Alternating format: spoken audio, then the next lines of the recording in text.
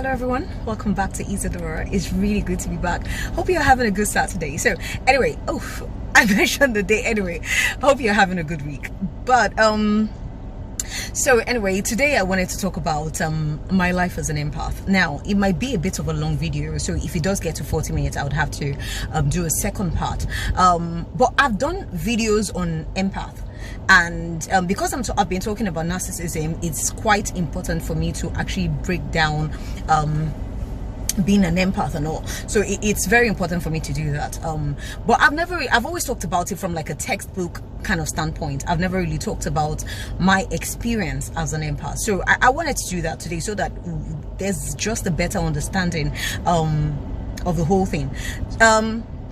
Again, my topics are based on science and spirituality. So before I start, if it's okay, if you join me, I would say a Lord's Prayer. So, Our Father who art in heaven, hallowed be thy name. Thy kingdom come, that will be done on earth as it is in heaven. Give us this day our daily bread, and forgive us our trespasses, as we forgive those who trespass against us. Lead us not to temptation, but deliver us from evil. For thou is the kingdom, the power, the glory, forever and ever. Amen.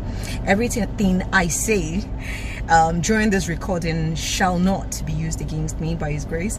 And every negative energy sent at me or this recording, based on this recording, shall be returned back to sender tenfold. Amen. Amen. Ashe. All right. Okay. So guys, so let's talk about it. So I wanted to talk about my experience as an empath, and this is quite important for me because it is important for me. Reason being, what I wanted to say was,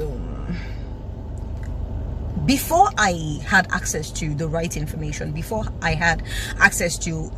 even knew what being an empath was, I mean, I always knew there was something. Do you understand? I just didn't know what it is. So I think what I'm really concerned about is, especially with parents, like I don't have kids yet, but I'm just saying, like, if any parent ever gets to see this video, you need to watch out for your kids. Like, not all kids are the same, right? Do you understand? Not all kids are the same. Some kids, I mean, if you notice that maybe you have a child that is maybe a bit different, you know, maybe somewhat maybe intuitive, may have maybe different types of, like a different type of character from their siblings, or I mean they would have stuff in common with their siblings, but if you just notice that maybe you do have a child that is maybe a bit different, it's always good to look into it. Like, I'm not casting any aspersions or whatever, but for me personally, I believe that parenting is a lot more than buying shoes and bags and, do you understand, oh, the perfect school, the best school, or whatever. Parenting, in my opinion, goes a lot deeper than that. It's grooming children the right way. Do you understand? It's grooming a child the right way. So when you've been able to identify that maybe this child is a bit different, it's always good to look into it and see what their difference entails, because there are all sorts of kids. There are empaths, there are indigos, there are starseeds, there's all sorts of kids. Do you understand? So you really do have to look out for your kids and groom them correctly. Reason why I'm saying this is, I used to be like a very weak individual, extremely weak, and I'll tell you why I was weak. Not physically weak, but extremely weak, because I always felt like, okay, you know, there was something different. Obviously I knew that, but like I said, I didn't have access to the right information. Do you understand? So I thought it was a weakness. Do you understand? I really thought there was something wrong and it's a weakness. I didn't know how to maneuver. I was lost, and basically I was drowning. Let me put it that way. I was drowning, and literally it wasn't that with the help of a third party or anything. I was drowning myself. Literally, I'll get into it and I'll explain it. This is why I said reparenting is quite different, you know. So I was drowning myself. Literally, I would have drowned myself if things had gone on the way it had. Do you understand? Because, you know, I said I was talking about narcissism in one of my videos, and I said whatever it is that happened to me, I let it happen. So let me break it down. So what is empath? Now, there are two different types. There are people that are full-blown empaths, and there are people with empathic abilities. Now, if you are able to go back into former videos on empaths. I mean, their characteristics, highly intuitive, blah de blah de blah de blah de blah, all sorts of things. Do you understand? They're different things that makes. I mean, you can look it up. The mix of, and you're highly sensitive to energies. Do you understand? You're highly sensitive to energies. You're sensitive to so many things. So I mean, that's part of being an empath. Now, somebody that has empathy, and then you're able to feel empathy. Like, for instance, like if somebody is going through something, you don't just sympathize with them, you actually, it's like you're the one going through it. You feel their pain, so to speak. You're able to put yourself in someone else's shoes. It's not that easy, trust me. So some people have high empathetic abilities. I mean, they're able to empathize with people, but they're not full-blown empaths, if that makes any sense. So there's a difference between somebody that has high empathetic abilities and full-blown empaths, which is why I'm doing this video today. Like, it's very, very, very vital for to have the right information on what being an empath is. So I'm just going to talk about my experience. So I'm not talking about empathetic, I'm talking about being an empath. So let's look at being an empath. Like I always say, you know, we're spiritual beings having a human experience, right? So we're going to look at it from a spiritual side, which is why obviously I've said our Lord's Prayer to cover that. So anyway, so let's look at it from a spiritual standpoint. Okay, so what's an empath? Let's look at it spiritually. Okay, so I'm going to use this example, right? I don't have anything else to use as an example. So look at this bottle. Like, it's a bear bottle, right? Forget the water in it. It's a bear bottle. Now, so like I said, let's look at it from a spiritual standpoint. Normally, spiritually, if this is a person, this would represent a person in the spirit realm, right? So normally, what people look like in the spirit realm, so let's say this is a bottle. Let me explain something. You know, like if you have like a burn or something, like a really big wound, and your skin kind of like clears off or whatever it is, you understand, and you have like a really big burn and you don't cover it with a bandage, it's exposed, right? So that's like what being an empath is. So let me go back to the bottle explanation. So in the spirit realm, people usually maybe look like this, but regular people have a covering.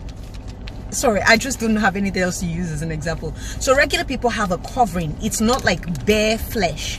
There's a covering, right? So this is how people look in the spirit realm. They're covered, right? An empath looks like this, if that makes any sense. It looks like a bare wound. So anything that is thrown at them, it hits an empath a bit more than a regular person, because a regular person has some sort of a covering, right? But an empath is like this. So it's like opening like a bare wound and no band-aid on it, if that makes any sense. So this is what an empath would look like in the spirit realm. Now, so I'm also going to say this, right, that if you're an empath, you're a person of the light, whether you like it or not. So you could be in the clubs every day, you could be doing whatever, you could be partying, you could be doing whatever, you could be doing what you consider not so godlike. It doesn't take away from the fact that you're a person of the light, you're a person of God, whether you like it or not. Let me explain it. Because like I said, being an empath, see, God is love, right? God carries the energy of love. God is love, which is why the biggest commandment is love. Do you understand? Love your neighbor as yourself. That's the biggest commandment. Do you understand? Because God carries the energy of love. Now, how does God carry the energy of love? Like, if you pray to God to give you this and give you that, it doesn't matter who you are. Do you understand? God would answer your prayer. Do you understand? Because He carries the energy of love. So it's not really about what you've done wrong or what you've done right or whatever. Do you understand? Because He loves you, He's going to do it for you. Do you understand? So God carries the energy of love. Now, being an empath, you carry the energy of love. So it doesn't matter where you are or what you're doing. Naturally, you carry the energy of love, because you have to put yourself in other people's shoes. You have to, do you understand, if that makes any sense? So you have to put yourself in other people's shoes. You have to feel other people's pain. You have to jig it. You're intuitive and all that. You carry the energy of love. So it doesn't matter where you are, what you're doing. If you're an empath, you're a person of the light, you're a person of the divine, you're a person of God, whether you like it or not. Do you understand? So it's quite imperative for which is why I'm going back again to parents. It's quite imperative for, like, for instance, for a parent to groom an empath in a way of in the way of light.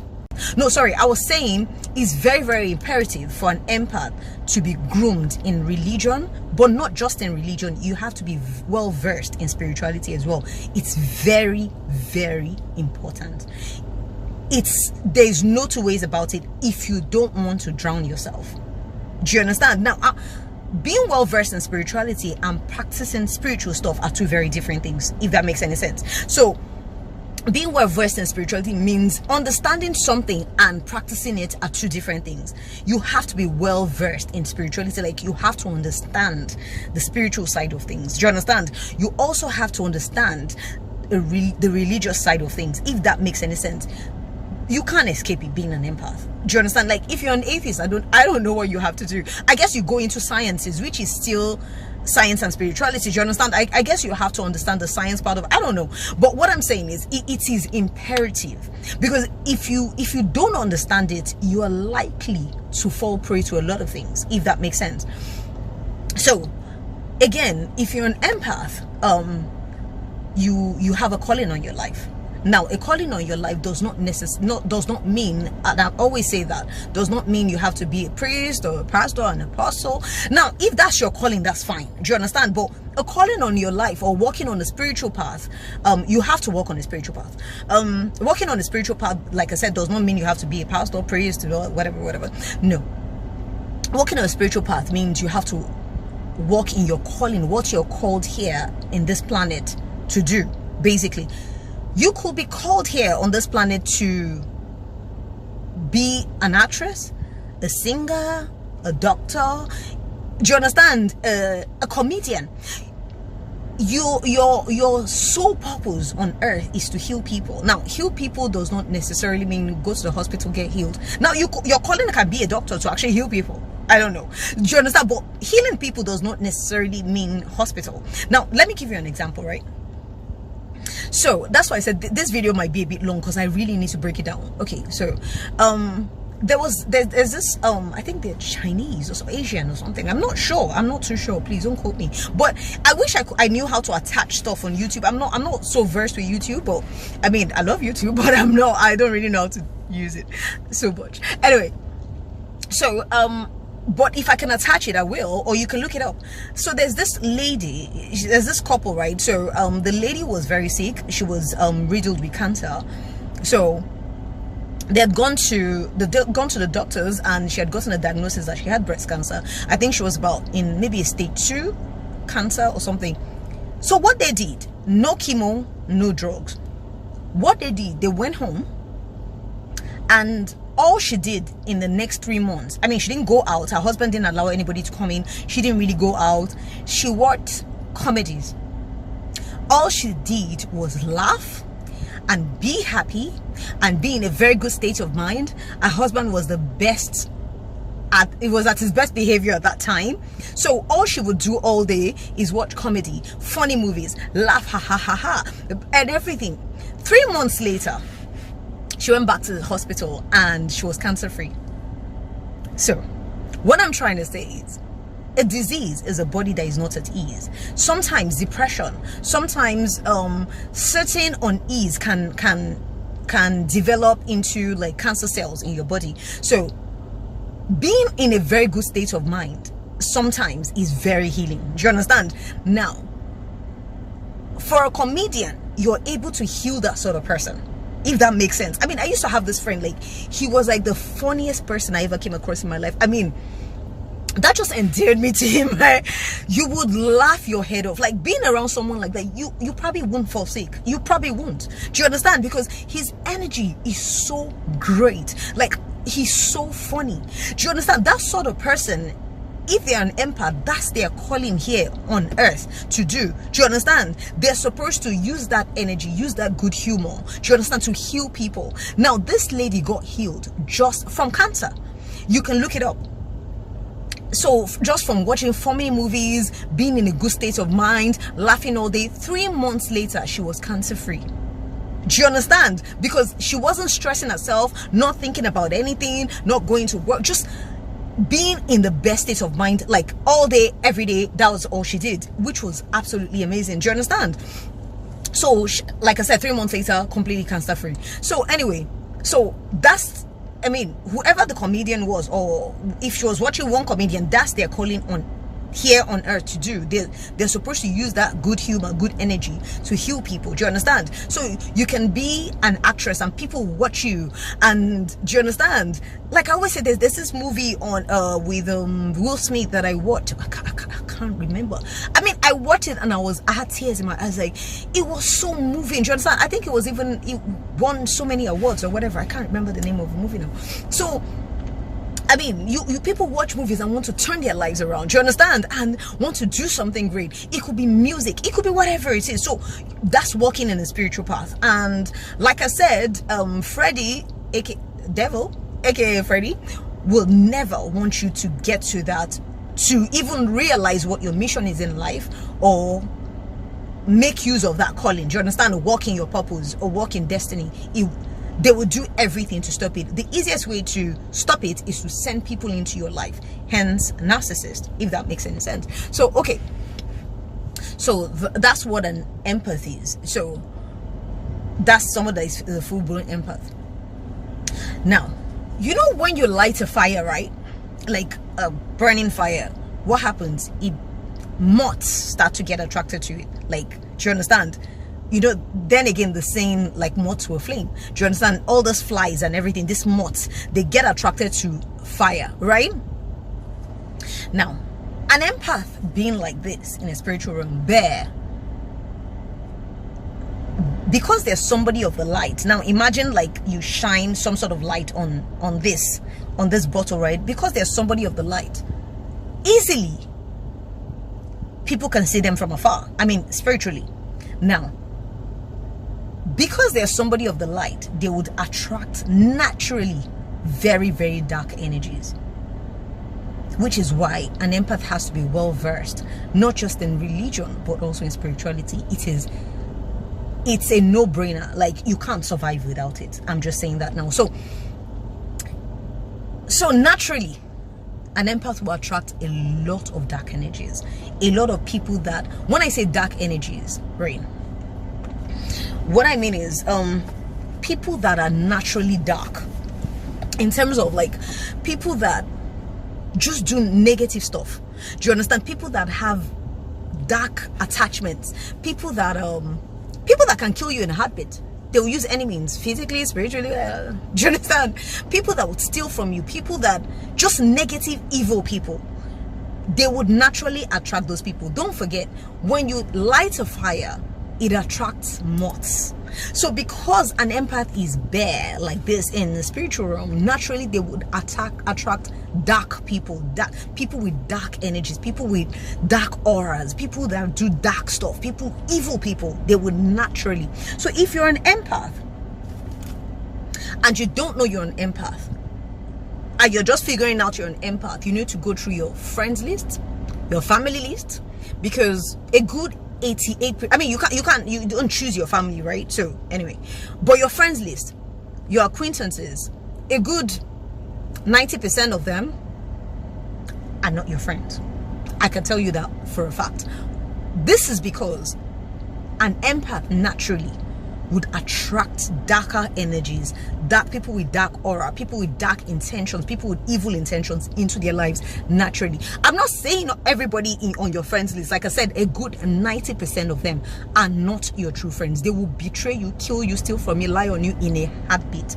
Believe you me, you don't have a choice. But now, if you're aware of the fact that you're an empath, now you're saying a different story, because obviously you would have learned from a very young age to set boundaries, if that makes sense. Okay, so you would have learned from a very young age to set boundaries. Now, I'm also going to say this. Empaths and narcissists are pretty much the same. Yeah. Okay, so empaths and narcissists are pretty much the same. The difference is that one is of the light and one is of the dark. That's the difference. Empaths are intuitive, so are narcissists. It's just how they get to know their information is through two different agencies. Now, like I said, if you're an empath, you're a person of the light, you're a person of God, right? People of God are usually moved by Holy Spirit and blah blah blah. Whether you're a spiritual person or whatever, you have good angels and blah blah blah working with you, or whatever it is, depending on what you believe in. If you're a narcissist, the same way the good angels are working with you is the same way for narcissists. They work with demons and everything, so they're just as intuitive. They know stuff just as much. Do you understand? It's just two different agencies. So the information is from two very different agencies, if that makes sense. So anyway, so yeah, so they're pretty much the same. You know how they say like narcissists, they're like empty shells, they have to watch you and take on your persona. Obviously it's done from a very evil, from a very negative standpoint. So do full-blown empaths. Now please, if anybody ever gets to see this video and you're an empath, if you relate with this, please let me know. Please, if you're an empath and you ever get to see this video, if you can relate to the things I'm saying, just please let me know, please. Thank you. Anyway, so yeah, so empaths are pretty much like that as well. So they take on personas, but not personas from a negative point of view, like somebody wants to be you and then you have to disappear and do you understand, doppelganger or whatever. No, it's nothing that deep. Is when somebody inspires you, you can take on their, not take on their persona, you can you find yourself mimicking their words. Sometimes you find yourself you know, their mannerisms, you understand, saying the same things. You find yourself, do you understand, it comes from a place of inspiration as opposed to a place of, oh, I want to get rid of this person and then I want to become this person. No, it's nothing like that. It's nothing malicious, it's nothing evil. It's just, it comes from a place of inspiration, if that makes any sense. So anyway, so that's empath and narcissist. So my experience as an empath. Now, from a very young age, I always knew there was a difference. I always knew there was. Now, the thing is, luckily, some things run in my family, like being intuitive runs in my family. So I didn't think I was so weird when it came to that. So certain things runs in my family as well. So obviously, because of that, I'm like, okay, so maybe I'm a bit normal. But it wasn't easy at all, because being a child and being so different sometimes is like, do you understand? And trust me, I think maybe because of the part of the world I grew, well, as a child, I mean to early teenage years before I was shipped away. So anyway, it's that sort of information is not very,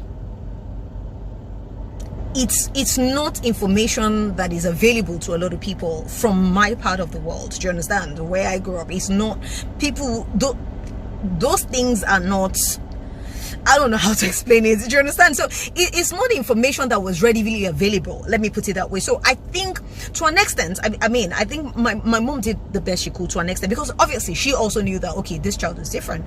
But I think to the best of her ability, she also obviously didn't have access to all this sort of information. So she did the best. You know, what I noticed was she paid a bit more attention. Like if I called and said, oh, I have a headache, she could run from anywhere, do you understand, and drop everything she was doing. So she paid a bit more attention. So I knew there was something, do you understand? I just wasn't sure what it was. Like, let me give an example, right?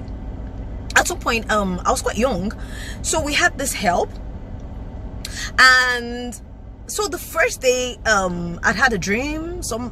The second day, same thing. The third day, I mean, we just got the help, and it was a male person, obviously. So one morning I got up and said to my mom, I'd not even said anything, do you understand? I just said, this help, and she just looked at me and said, say no more. So she got up, and then, like, okay, it's like a story building, right? So she looked up, she looked down. Okay, she was on the second floor, so she looked down from the second floor and just called the boy. I was like, blah blah blah blah, but I can't remember his name. Let's say John. Oh, John. So the boy answered and everything. She said, pack up all your stuff and leave now. I mean, the boy, the confusion. This was me. I ran after my mom like, I haven't even said anything. She didn't even listen to me. She just said, pack up all your stuff, leave here now. And then she called the security and she's like, okay, yeah, walk him out. So I'm like, okay, what just happened? So she turned back around and she's like, and I'm like, but I didn't even say what it was. She's like, you don't have to. I saw the look on your face and that was it. I'm like, okay. So after a while, like maybe after like 2 hours, she now came to me and said, so what was it about the boy? I'm like, but you already made your decision. What's the point? I'm not going to tell you anymore. But what I'm saying is, she didn't need me to really say what it was. She just, so for me, I'm like, what if I just didn't like the boy and I was lying? But she kind of knew that I wasn't. She kind of knew there was something wrong. She just saw the look on my face. I've not said anything. I've not said what it was or what I'd experienced or whatever it was. I just said, that boy. But the look on my face, she got up and she fired the boy like instantly. Now, not knowing what it was, obviously, I wasn't sure what the issue was. I mean, I wouldn't make, she knew I wouldn't make up stuff. Do you understand? I would never do that. She knew I wouldn't make up stuff about somebody. So obviously, but then again, in my mind, because I was really young, I'm like, okay, what if I just didn't like the boy? Anyway, that aside. So my experiences, I think I started to really understand being an empath during the COVID-19, like 2020. And as much as it was a really hectic, very sad time for a lot of people, I think it was also, for me, it was a turning point, a major turning point in my life. A major turning point, because just before that COVID, I was drowning. Like, I felt like I was in a maze. Do you understand? Like, I was going through some sort of confusion. I was exhausted. Not physically exhausted. I was exhausted from people. If that makes sense. Do you understand? I knew I needed a break from people. I knew I needed to get away from people. I just didn't know why. It was too much. It was, I couldn't. If I'd gone on and that COVID-19 period had not happened, I don't know where I would be now. I'm not lying to you. I do not know what would have happened to me, because it was a very serious thing. I couldn't explain it to anybody. I needed to maybe I was around people with more negative energies at the time, or just in that specific time. I don't know. But it was so bad. I felt like I was drowning and I needed a break. Imagine my surprise when maybe like a week later there was a shutdown for COVID-19. I kid you not. I was one of the people that was saying, oh my God, I can't believe. Yeah, as much as it affected me financially, obviously, and a lot of people, do you understand, business-wise, financially, it did. Don't get me wrong. I was grateful. You know, what made me more grateful was the fact that it wasn't even like sit down at home but you could go and visit people. It was like a complete shutdown. You can't visit anybody. I was so grateful. Like, it was what I wanted, and I knew that, like, the kind of person, like, I've always been a people person. Like, if it wasn't a complete shutdown, right, I would have had friends over. And my issue was I needed to be alone. I needed people to go away. But I was one of the people that would say, oh my God, I can't believe it. How can they shut down? Oh my God, I need to get to work. I need to I was lying. I lied throughout. It was a lie. It was a lie. I was so grateful. I mean, after the first 2 weeks and they're like, okay, you can go out again, I'm like, no, I'm not done. I need to get away. I still need time out. I still need time out. And then there was another follow-up shutdown. I was so happy. Like, however, I was the first person that was saying, oh my God, I can't believe it. That was a bloody lie. I was grateful. I just needed people to stay. I didn't know what it was. I just couldn't take it anymore. I couldn't take people's energies anymore.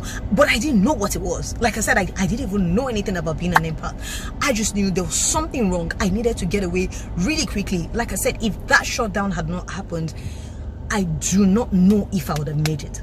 I don't think I would have made it. There was something seriously wrong at the time. I just needed that time out. So So let me go back to before then and the things I've experienced. Like I said, please, if you identify as an empath, and I would really like to know if you've had similar experiences.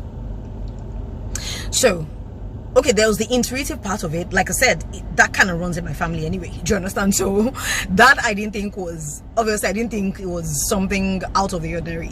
Like I said, it kind of runs in my family. So there was another thing I used to experience. My own type of empath, I was I am extremely sensitive. Extreme. Mine's bad. Like, mine is bad. Let me get into it. For instance, if I moved into a new house, whilst that sort of thing is a thing of joy for a lot of people, it wasn't for me. It was a very painful thing for me, because first of all, it has to be a brand new house. It has to be brand new. I couldn't, like, a place where somebody has lived, or, do you understand? So imagine, obviously I'm left with very little options, and then sometimes the brand new houses are much more expensive than the older houses, which, do you understand? So people could not understand why. Okay, I'll see an old house and it's like really nice, it's spacious, then I'll go for a brand new house that's like that tiny or whatever it is, and people are like, are you crazy? But I could not explain. Like I said, I've always felt like I've always had to act. I think I've been acting all my life. These videos, it's therapy for me. Do you understand? Because I can sit down, like I hide these videos from people I know. I do. I hide these videos from people I know, because that's why I had to change the name, take it off Instagram, so that people I know don't, because I want it to be for people I don't know. Do you understand? People that can relate. Like, that's why YouTube, the information I've gotten on, I would start mentioning names right now, but like I said, because I don't want it to be like chasing cloud, because obviously people would say, oh yeah, you're trying to get more followers, or you're trying to get more views, or whatever it is. That's why you're mentioning names. So for now, I can't mention names, but I do hope at some point I'm able to give credit to whom it is due, because YouTube and the people I listen to, they saved my life, literally. All the information I've been able to gather to understand what it is that is going on in my life, I never understood it. I've had to, let me get into it. I've had to act through life. I've had to pretend and act. It feels good actually gaining the power to say, okay, I can be unashamedly, anyway, I can be myself. Do you understand? With no shame. I can be myself, my authentic self, and I don't care. And that is, information is power. That's because I started to inform myself, and I started to understand who I was and what was going on with me, because I could never, like I said in my last video, I've always tried to surround myself with certain type of people, because I always have to run to people like, this has happened to me again, like, I don't understand what is going on. What is it with my life? What is it? Why are these things like this? Why? I didn't understand it. Do you understand? I did not understand it. Like, my sensitivity was out of this world. It had to be like a brand new house if I moved into a new home. Now, that's not even to say, like, even if it's a brand new house, for like the first, see, for me, I think with me being an empath, I've been split in two in terms of my spirit and my flesh. Very different. My spirit has a mind of its own. Then my flesh has a mind of its own as well. Do you understand? This beautiful spirit of mine, it doesn't allow me to do a lot, and it's so strong. It's so strong that it takes a lot to tame it. So let me just get into the details. So even if I moved into a house, right, and it's new, for like the first 1 month, I can't eat in that house. I can't drink water or have a drink in that house, like drink, like soft drink or whatever, or you understand, or just, I can't eat. I can't for like the first maybe 3 weeks, I won't be able to sleep per se. Like if I sleep off, I would get up like really, really scared because I was so sensitive to the energies. Now it's a new house, but people built the house, right? So I would be sensitive to their energies. But that's even a new house. Like if it's an old house, maybe 3 months, I won't be able to eat. I won't be able to put stuff in my mouth. I won't be able to open my mouth to eat. Like to brush my mouth, I may have to go outside the house and quickly brush. I won't be able to put anything in my mouth or do anything. My spirit will not settle. Like I don't sleep outside of my house, hardly do it, except maybe family, do you understand? And this is like close family that, do you understand, I go there often. But even then, it's like a whole lot of preparation to do it. It's like a whole lot of preparation, so I don't do it often. I can't sleep on people's mattresses. I can't use people's pillows, like put my head on people. I do it like if I'm in a relationship, obviously if I have to spend maybe the night at my man's place, obviously I have to. So it was quite imperative for me to be with somebody that was quite neat, only because it's the way I could tame my spirit to be able to lay down on their bed. Like I've never told them, they don't know, but sleeping over at somebody's house, sleeping on their mattress, sleeping on their pillow, it was ew. No, not ew, but I can't explain it. The itch would literally, I won't itch, but it was like my skin would crawl. I couldn't, my spirit would not settle. I won't be able to sleep anyway. Do you understand? I would never be able to sleep. So I hate hotel rooms. I hate hotel rooms. Then I tell people that, okay, for me to stay in a hotel room, it would have to be like a 5-star and upwards. And people are like, you're so snotty. No, I'm not. Because not a lot of people can afford that. So it's reduction in energies. If that makes any sense. So traveling is not something I tend to look forward to per se. I don't like traveling because obviously I would have to end up in a hotel or somebody's house and I can't sleep on the bed. Now, how many times can you necessarily afford like a 5-star upwards? Like seriously. So I'm like, okay, just sit down in my house. So I can't, it keeps me grounded, like grounded in a negative way. Like I can't do much. I can't go to places much. I can't travel much, except I can literally just afford this thing. Do you understand? So it's a lot. I can't eat in every restaurant. I can't eat in every restaurant. I would literally throw up. I couldn't do so many things. Well, I still can't. That's the truth. I still can't because I am highly sensitive to these things. It's unbelievable. So I've had friends accuse me like, oh, why can't we spend the night at your place? Why can't you spend? Even them spending the night at my place, I can't sleep. But imagine now spending the night at their place, sleeping on their bed. Like I have a friend that I would like sleep on the couch and she would get really pissed off at me. Like I think for 10 years I probably slept in a house like once or twice, and it was because I realized that it was getting a bit weird, but I couldn't really explain. And even then I was on the sofa, so she would go off on me, but I could not really explain that this was what it was. I couldn't explain these things to people because they would think, oh my god, you're so strange, oh my god, you're so weird. I mean, I've tried to tell like 1 or 2 people before, but it's just weird. Like so sensitive to so many things. I remember once there was a time I was into like event management, right?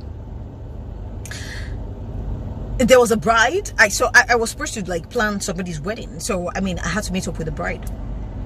Oh my god, there was something so wrong about her energy that I could not, like 10 minutes in her presence I was feeling sick, literally feeling sick. Like I was 10 minutes in her presence, I had a headache, I was running temperature, and I could feel that it was her energy. I just knew there was, like, imagine planning someone's wedding, but I could not stand in front of the bride. I couldn't, like, anything she wanted, I was like, yeah.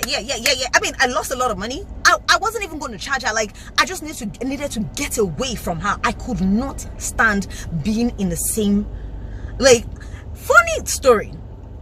Then I thought it was then. So, like, maybe 7 years later, I ran into her a few times and it was exactly the same. Her energy was so wrong. It made me feel sick. Like, I've actually had a boyfriend complain once, like, why do you fall sick? Now, that's another thing. If I spend time in front of somebody that has like back pain, I would get the same pain. If I spend time in the presence of someone that is depressed, I will be depressed. If I spend time in the presence of someone that has a headache, I will get the headache. It's crazy. So please, I know that's common with empaths. You understand? That's actually quite common with empaths. They take on people's pain or people's. Do you understand? This thing happened to me just about a few weeks ago, right? So there's this this course I take on YouTube sometimes. So there's a lady I normally talk to, and you know, so we talk about it together. I'll talk about it. So there was a day we were having a conversation. It was like bad network or whatever. So she had come over to mine, which I never have guests. I hardly ever have guests because, like I said, energies I'm very sensitive to. So I try to keep my home, like my home space, quite free.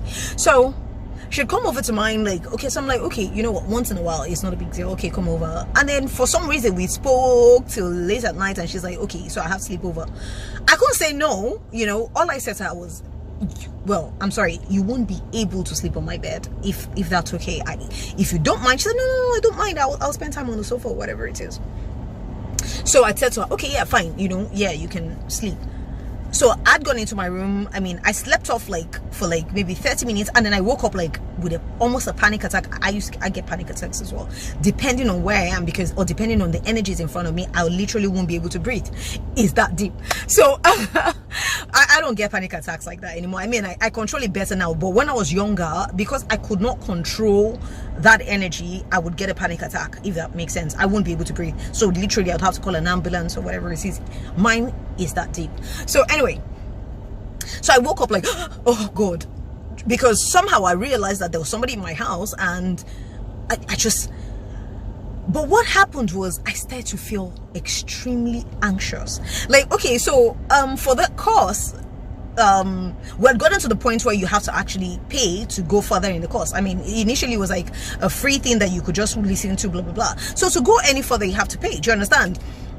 And it's quite a bit of money. So I just woke up anxious. Like, literally, seriously, every time, like, making the payment, I mean, I'm like, okay, it's really expensive. It's not something I can do right now. Do you understand? It's not something I can pay for right now, but it's never been an issue.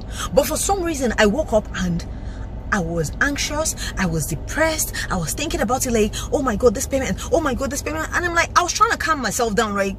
Okay, so I took a walk outside my room into the living room, and I'm like, I walked back, and I'm like, there's nothing wrong. Okay, she was asleep. So I'm like, okay, there's nothing wrong. Why am I so anxious? Why am I so depressed? Why am I so I took a shower. Like, do you understand? That's another thing again, so I'll get into that in a minute. So when I took a shower, I'm like, okay, why am I so depressed? I needed to cleanse myself or whatever it is. So morning came, I couldn't sleep, I couldn't go back to sleep. So morning came, like maybe 7 or something. I had to quickly, like, sorry about that. So I had to quickly, like,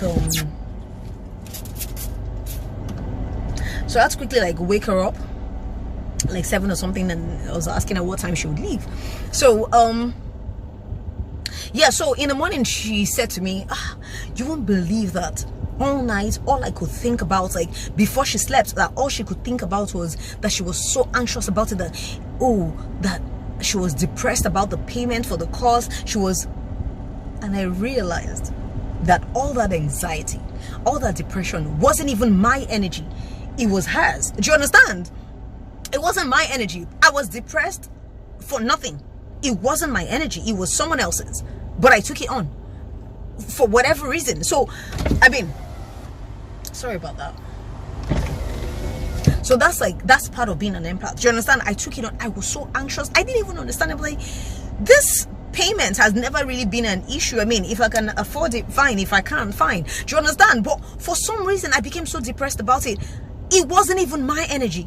It wasn't until she said it to me in the morning that, oh, you won't believe, last night it was all I could think about. I was so depressed about it, I was so anxious about it. I'm like, oh no. Now that's another one. So another one is, before I take my bath, right, I literally have to clean around. Otherwise, I won't be able to move from one place. I literally just have to sit down, because when I take my bath, I'm extra sensitive. So, like, the tiniest, everywhere would seem extremely dirty for some reason. Like, everywhere would seem so dirty. Like, so when I move into a new house, sometimes for like maybe a day or two, I probably won't shower. I'm not lying. I'm actually trying to be as honest as possible now. I can't, because if I do, I won't be able to stay in that house. I will run out of that house. Literally, I won't be able to settle in that house. I won't be able to do it. So for like a day or two, I would stay off like taking a shower, like, yeah, for like a whole day, sometimes maybe two. If it's a brand new house, I can do it for like a whole day, maybe the next day evening, then I'll go and take a shower or something. But I won't even, if I don't do that, I have to be able to settle down a bit. I have to, because once I take a shower, I'm 10 times more sensitive. I would run out of that house. Literally, I would run. So, I mean, these are the things I used to experience. Now, with relationships,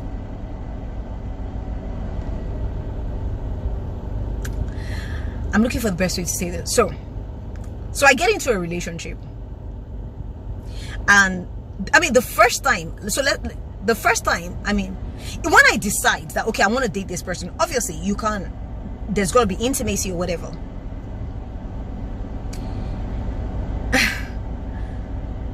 I hate being touched. I do. I hate being touched. So, when I get into a relationship and I have to be intimate with my partner, I have to numb my spirit. So I have to drink. Like, maybe the first time, I mean, after that, my spirit then settles in, and yeah, then it's okay. So, I have to drink. Now, I'm not one of those, you know how in college during my A-levels, I mean, my A-levels, throughout my A-levels was I lived in a very small town. This was